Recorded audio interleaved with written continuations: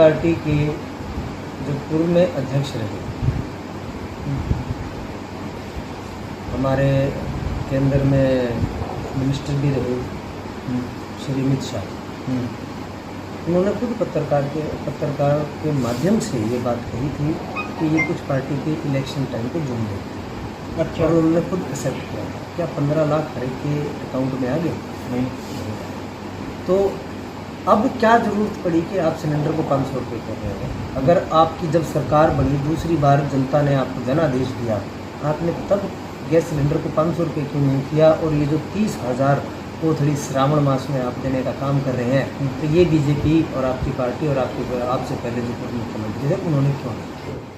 मुख्यमंत्री जी बता सकते हैं कि ऐसा उनको क्या लगा कि जो पहले वाले जो मुख्यमंत्री थे वो भी इन्हीं की पार्टी के थे। और तो यही कहूँगा कि जब आपको ये लगता है कि हमसे कहीं ना कहीं कोई गलती हो गई है तो आप उसका सुधार करने में लगे हुए हैं, और वो भी बिल्कुल जब विधानसभा चुनाव आपके सर पर हैं और आपको आपकी सरकार जाती दिख रही है, तब आप इस तरीके के फैसले ले रहे हैं।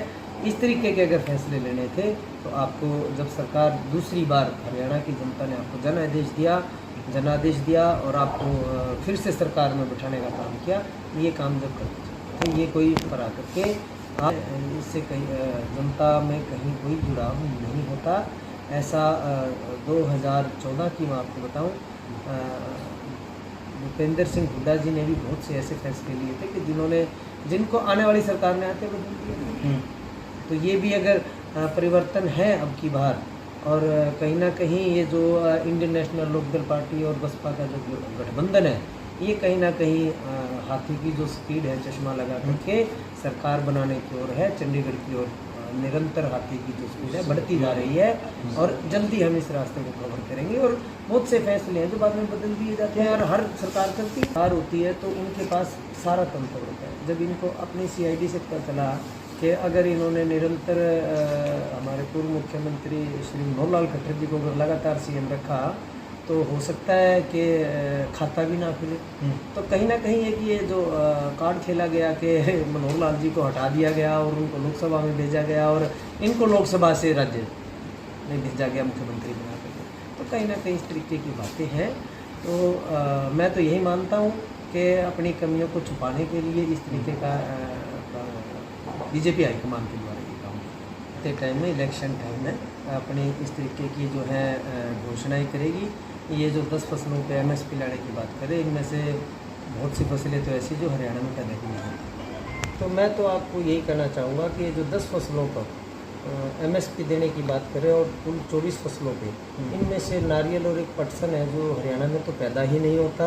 और अगर मुख्यमंत्री जी कह रहे हैं कि 24 फसलों पर वो MSP देंगे किसानों को, तो उन 24 की 24 फसलों का जो है नाम भी किसानों को बताया जाए, ताकि किसानों में भी जागरूकता है कि भी ये MSP दे रहे हैं। और MSP का जो मुद्दा है वो आज से नहीं चल रहा। MSP का मुद्दा 2020 से जो MSP का मुद्दा जो किसान लेकर के चल रहे हैं, और बीजेपी के इलेक्शन मैनिफेस्टो में भी था कि हम MSP देंगे। ये जाते टाइम में जो है सरकार को जब ये लग रहा है कि हम नहीं आ रहे हैं, तब ये MSP का जो है ये भी एक सर नेशनल हेल्थ मिशन के तहत लगी हुई नर्सिंग ऑफिसर और नर्सिंग जो है 14 दिन से भूख हड़ताल पर है, क्या कहना चाहोगे आप? देखिए, मैं तो आपको यही कहना चाहूँगा, मैं खुद एक कर्मचारी रहा हूँ हरियाणा सरकार का, और ऐसा कौन सा कर्मचारी है जो हड़ताल पे नहीं रहा? ऐसा कौन सा कर्मचारी है किसी भी श्रेणी का जिसके लट्स नहीं मारे गए हों, जिसके ऊपर वाटर कैनन ना चलाया गया हो, आंसू गैस के गोले ना छोड़े गए हो? आप एक कोई भी बताएं, आशा वर्कर से लेकर के नर्सें, डॉक्टर।